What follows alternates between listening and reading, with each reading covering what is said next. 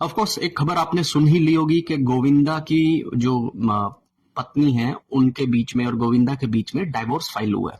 और ये बहुत टाइम से एक रूमर्स चल रहा था कि इनके बीच में डाइवोर्स होने वाला है, लेकिन इस चीज को दबाया जा रहा था। एक वीडियो में भी कहा गया था कि नहीं, हम लोग ऐसा कुछ भी नहीं कर रहे हैं, ये सिर्फ एक ऑनलाइन फैलाया गया रूमर्स है हमारे को लेकर। लेकिन अभी एक दो दिन पहले न्यूज आती है कि गोविंदा और उसकी वाइफ के बीच में डाइवोर्स की फाइल लगाई गई है कोर्ट के अंदर। अब देखिए, इतना बड़े सेलिब्रिटी होने के बाद 37 ईयर्स वो लोग साथ में रहे हैं, उसके बाद अब जब बुढ़ापे में कदम रख चुके हैं तो भी वो लोग डाइवोर्स की तरफ अहेड हो रहे हैं। अब मैक्सिमम लोगों का ये कहना होता है कि हमको पार्टनर चाहिए जीवन बिताने के लिए, लेकिन जब आपका जीवन 80% बीत गया है, उसके बाद जब मात्र 20% का जीवन है, जिसमें आपको एक भी फिल्म नहीं मिलने वाली, आपको कोई कारोबार नहीं मिलने वाला, आपको कोई पसंद भी नहीं करता, रियलिटी से बता रहा हूँ, आपको कोई इस समय पसंद भी नहीं करेगा उस इंडस्ट्री के अंदर, ठीक है ना। उसके बावजूद भी आप जो अंतिम का 20% जीवन है उसे आप डाइवोर्स फाइल करके किस तरह से बिताना चाह रहे हैं, ठीक है।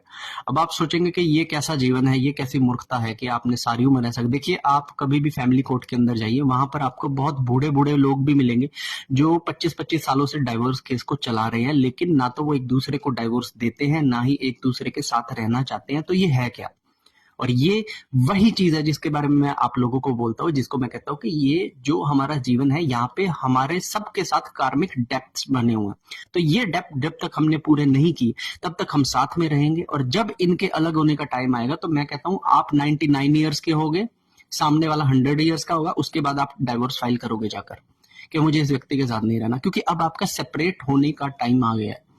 तो इस धरती पे आप जिस व्यक्ति से मिल रहे हैं ना, और जिस व्यक्ति को छोड़ रहे हैं, ये सब हमारी नियति पे, हमारे पूर्व जन्मों के कर्मों पर निर्धारित है।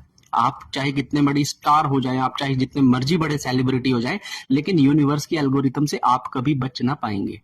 तो ये जो भी आपको नेम फेम मिला है, ये सब आपके कर्मों की वजह से मिला है। आप जो भी झेल रहे हैं वो भी आपके कर्मों की वजह से झेल रहे हैं। और जो भी आप ये कर रहे हैं ना, डाइवोर्स फाइल करना, ये सब आपका समय है जो आपको ये सब चीजें दिखाने वाला है। और जिस दिन आपने अलग होना होगा ना, आपका लेन देन खत्म हो जाएगा।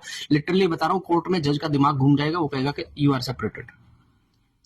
तो इस तरह से ये चीजें काम करती है। और मैं चाहता हूं कि आम जनता भी इतने बड़े बड़े केसेस को देखकर, क्योंकि बहुत बड़े सेलिब्रिटी है वो, उनके केसेस को देखकर आम जनता भी इस चीज को समझे कि ये जो भी चल रहा है हमारे जीवन के अंदर, ये सिर्फ हमारे पूर्व जन्मों के कर्मों की वजह से सेट की गई चीजें हैं। आशा करता हूं कि आप इस चीज को समझोगे। हर हर महादेव।